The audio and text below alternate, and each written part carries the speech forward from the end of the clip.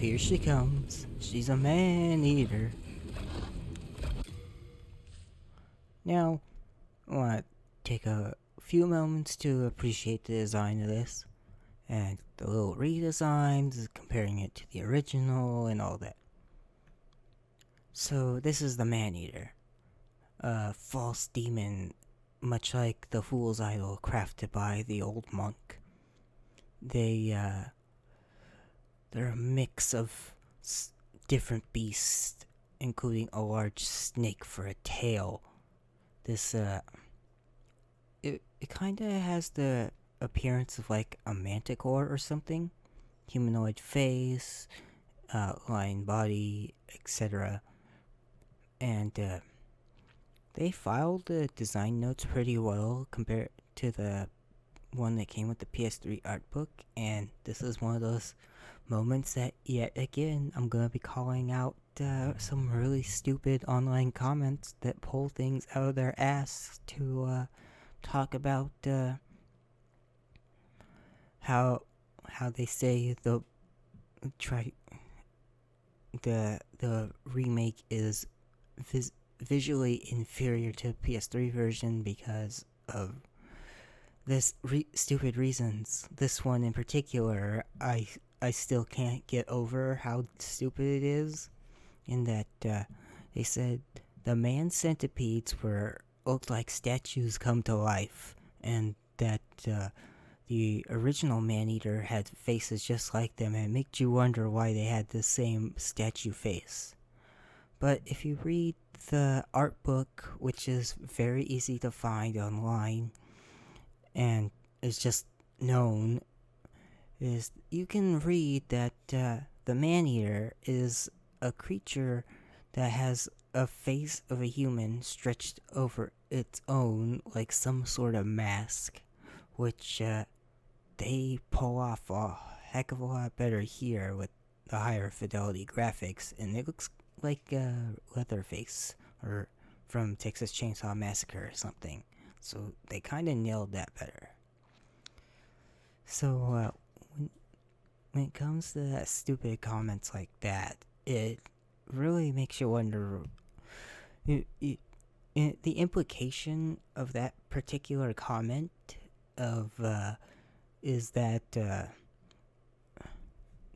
you're saying that Bluepoint failed to realize the original From Software intent of this boss, but by your own admission, so did you, because you're saying that it was a statue when the art book and the original model and this model all clearly make it biological flesh.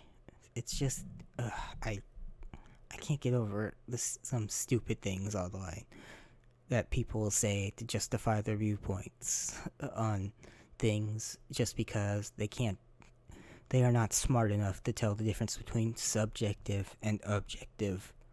They don't realize what an opinion is versus a fact, and this is one of those things where it's opinion that you're pushing as a fact because you are not smart enough to tell the difference.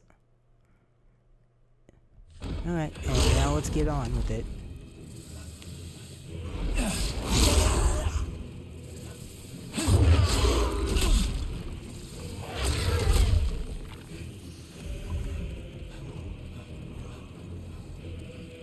Now, this boss arena here,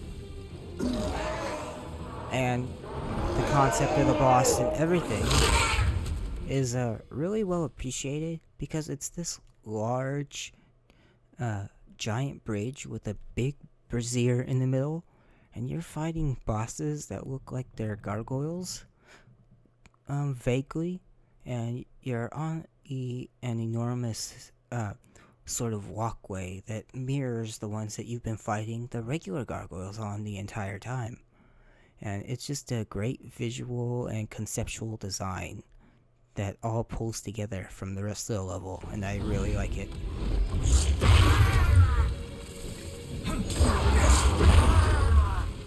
That ram attack is the worst though. Try not to get hit by it. Use the brazier to your advantage.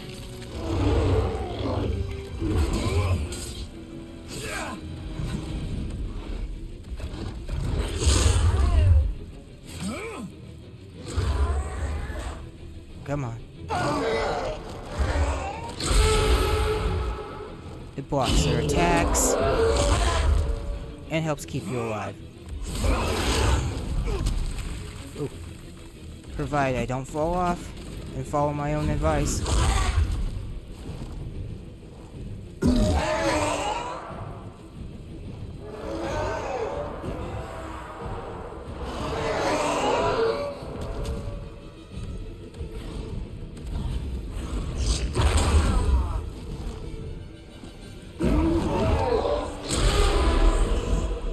And long enough into the fight, you get the second Maneater.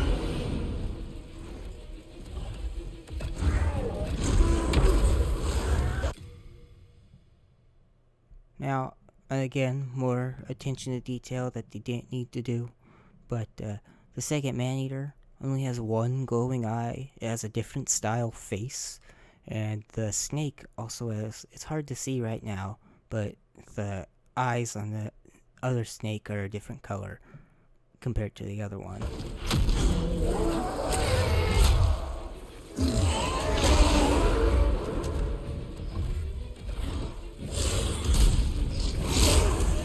Ooh.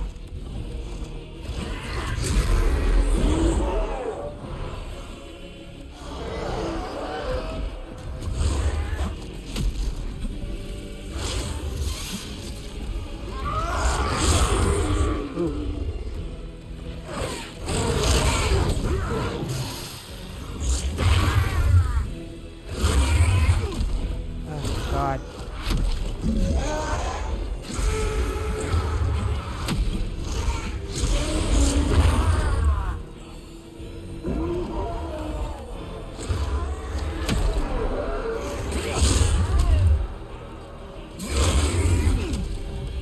Play it safe.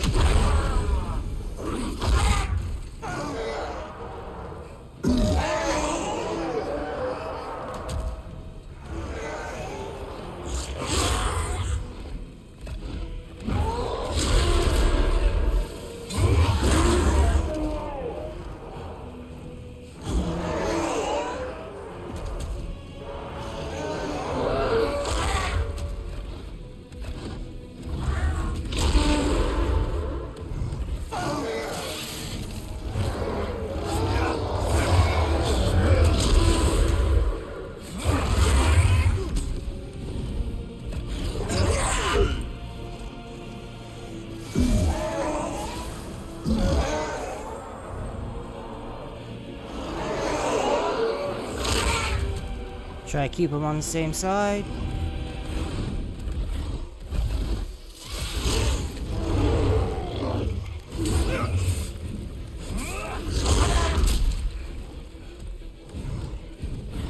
Come on.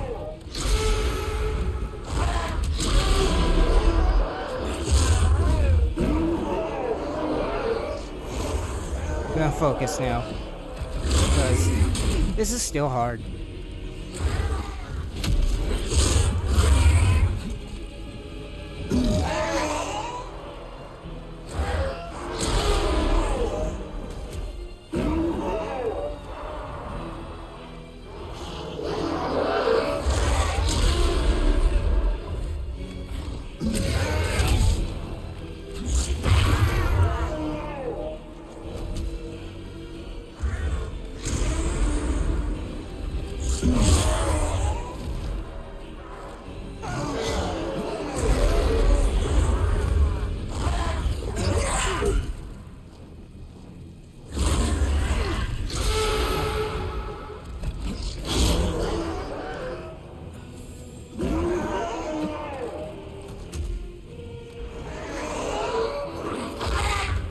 Come on.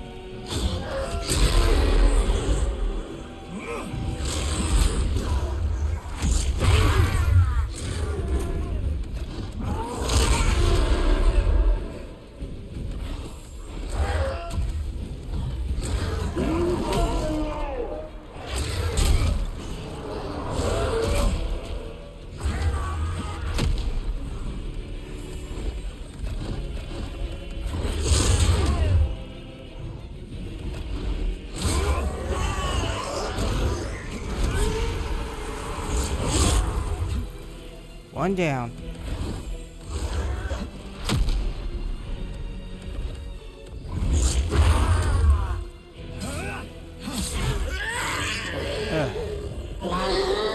Whew. Did that without dying. Thank goodness.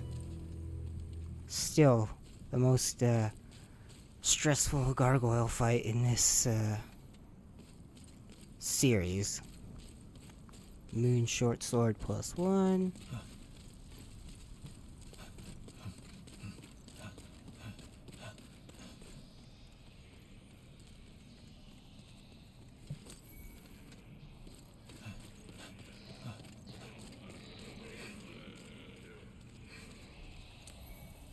Mixed demon soul. Whew. Yeah, I still get nervous from that.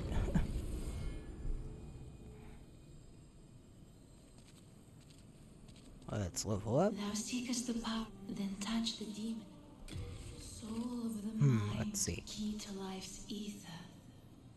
Soul of the lost, withdrawn from its vessel. Let strength be granted so the world might be mended. So the world might be mended.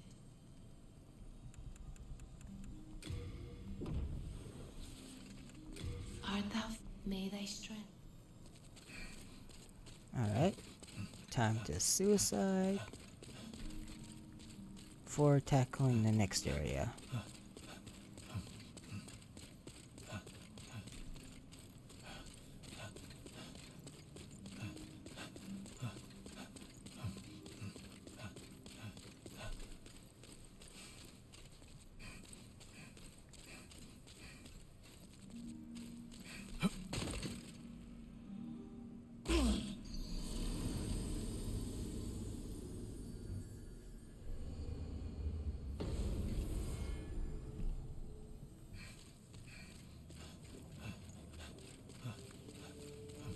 Hello again. I'm keeping a close watch on you.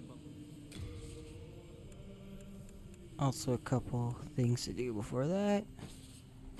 Send some of this stuff over.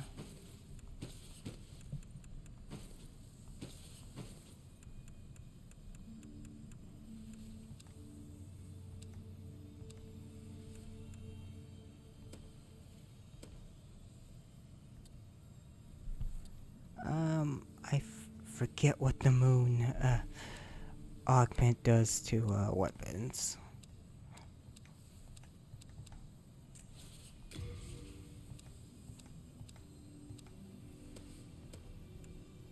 Put the claymore back and pull out that morning star. You have a heart of gold. And go grab the souls, and then we'll hit up the Shrine of Storms.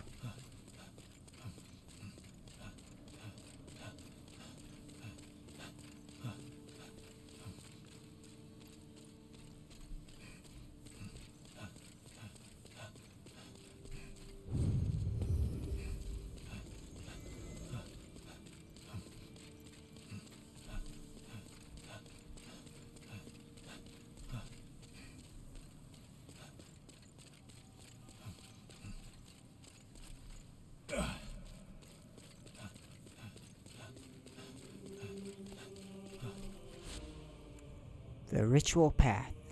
Archstone of the Adjudicator Demon.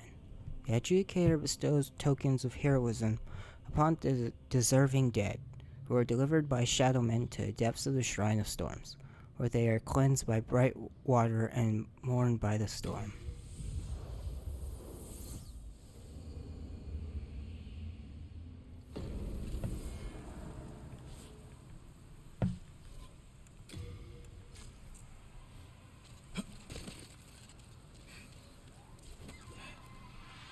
Storm Beast, because of course.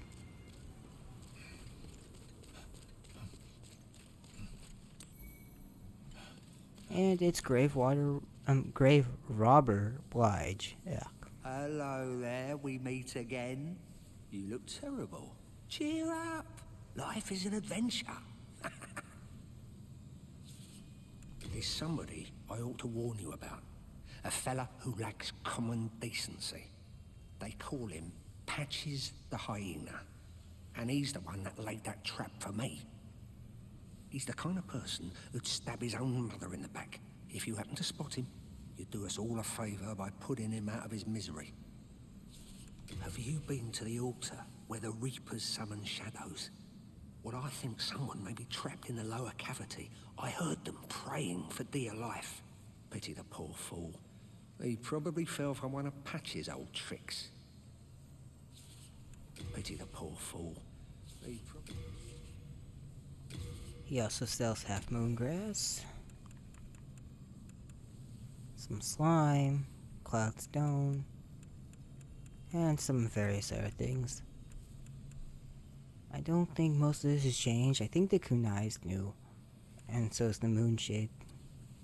Abuse weapons with magic, weapons can be reinforced. Yeah.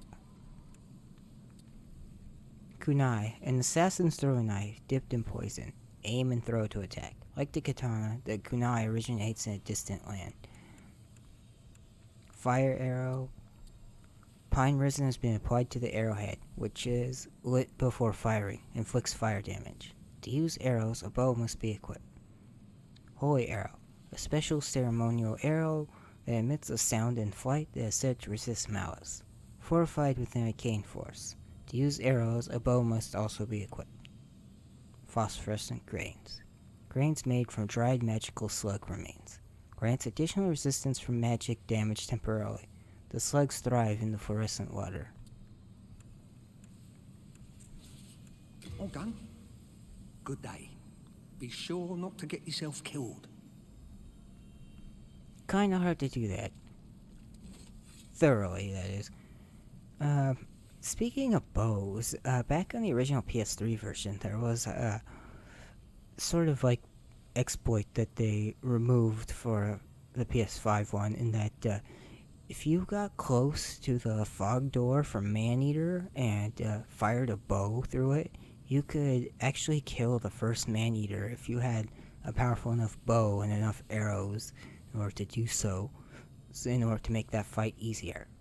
I actually managed to successfully do that once and still ended up dying to a second Maneater, and eventually had to just do that fight legitimately back on PS3. That was back when I was still trying to learn these games a bit better, and kind of glad that I didn't end up rely on cheating in order to beat that battle, because I've obviously done it more than once since then.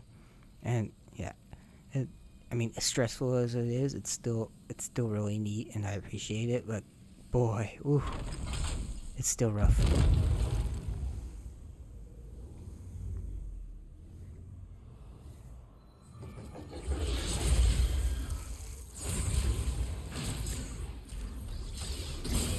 That's a Reaper,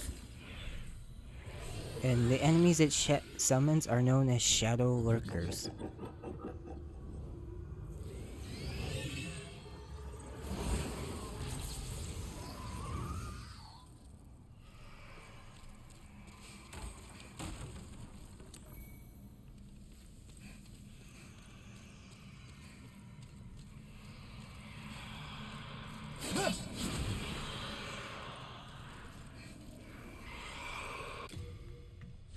Now, I really like their design in this and the original version.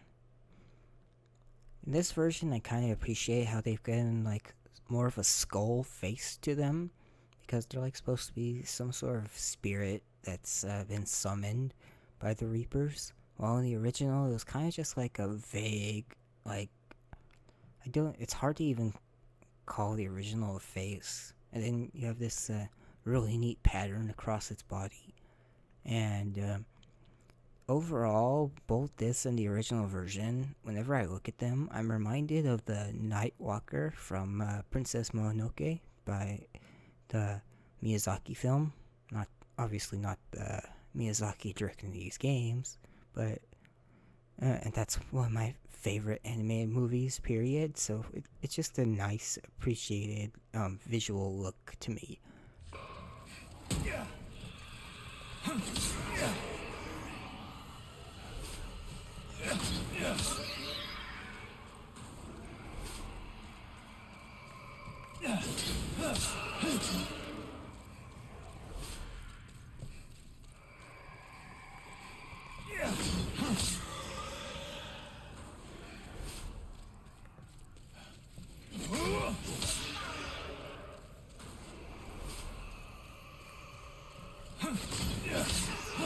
Now the Reaper will spawn these infinitely.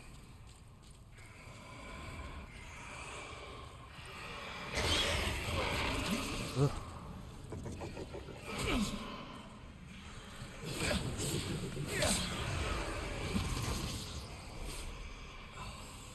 Which is why you need to get to him as quickly as possible. Preferably alone.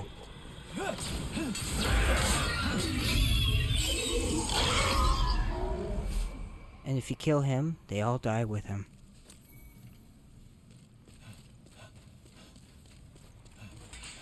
And you get a lot of souls along with it. So if you put on that Ring of Avarice and just farm this area, you can get tons and tons of souls. Use them to level up, buy something, etc. This is the premier farming spot.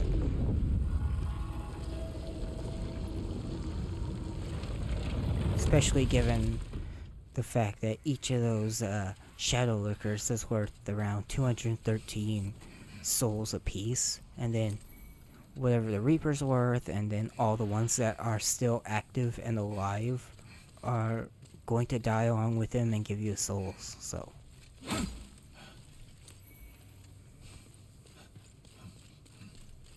Now, there's a final invisible wall right here. I recommend also putting on the Thief's Ring a lot around in this area. Makes you more difficult to spot by all the floating storm beast manta rays around.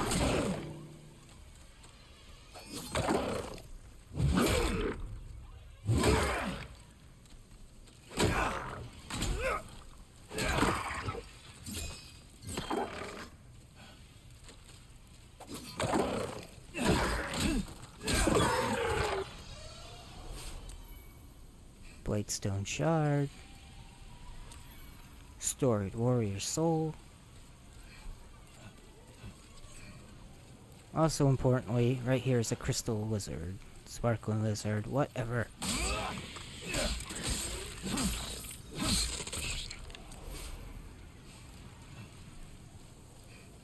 Having the Thief's Ring on around them is always a plus.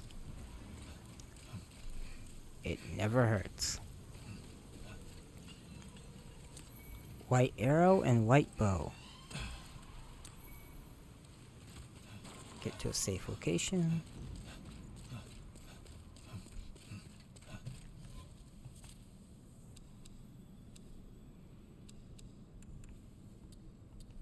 A long bow made of gnarled wood. With its intertwined strings, this legendary weapon is said to be impossible for a human to handle. Extremely long range. Of course, white arrow. An arrow made from gnarled wood. Legendary weapon used with a white bow. Extremely high attack power. Used arrows, blah blah blah.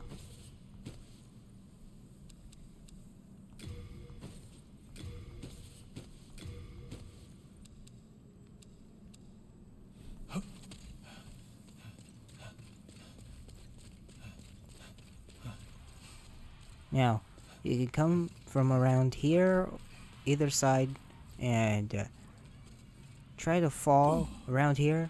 And as long as the Reaper doesn't shoot you automatically, you can get to him real quick and just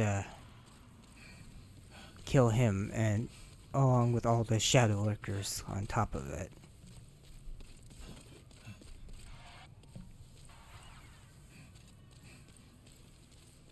Wrong way. Another trap button right there.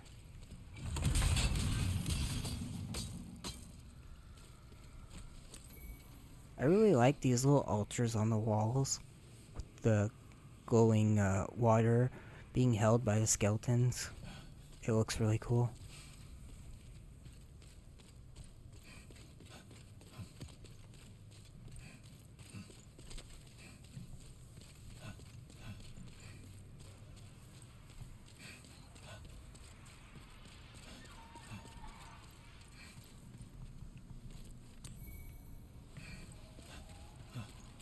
Now this is why you want the Thief's Ring on here, because these storm beasts will take shots at you the whole time you're walking on these narrow ledges. Plus you can pull these skeletons a bit easier and try to get them relatively one at a time.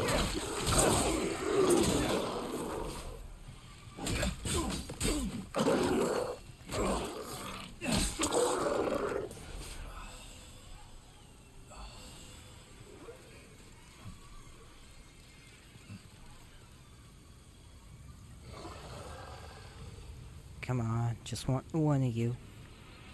Thank goodness.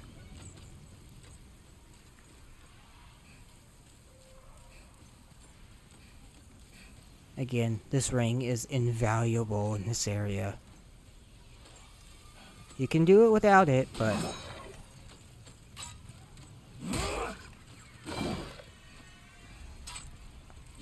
it makes it significantly easier.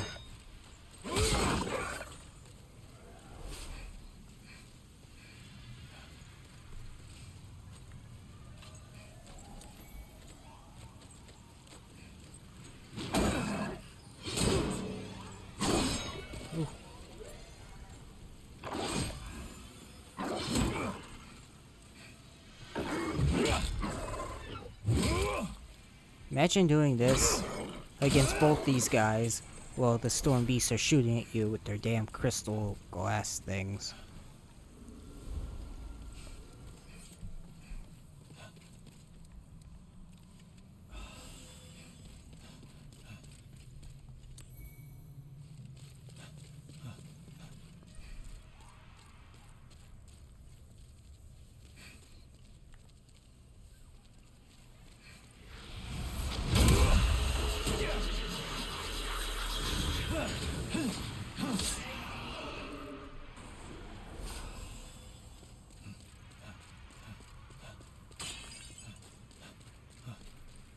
And of course, when there's Shadowlurkers, run to the Reaper.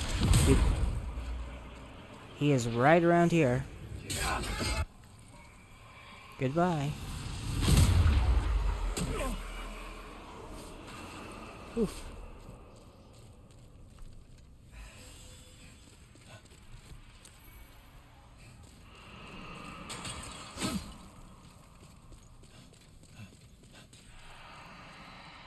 I appreciate all the skulls here. This entire place, Shrine of Storms, is its namesake. It's a shrine. It's a place that's honoring its dead. This, as the description indicated before we came in here, this place is a place where heroes and warriors were honored by the Shadow Man tribe, and their remains were cleansed by bright water, which will come to within the near future.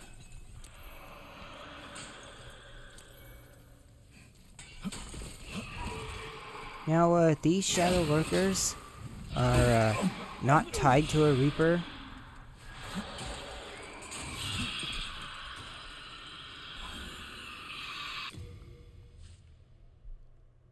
And the tall ones are males, while these small ones that can turn invisible are females. It's just another nice visual distinction.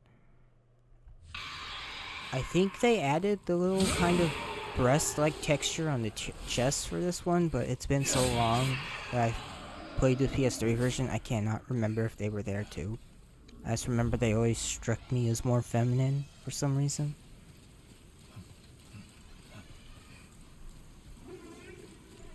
I'm pretty sure it's the animations mostly, the way they walk in comparison.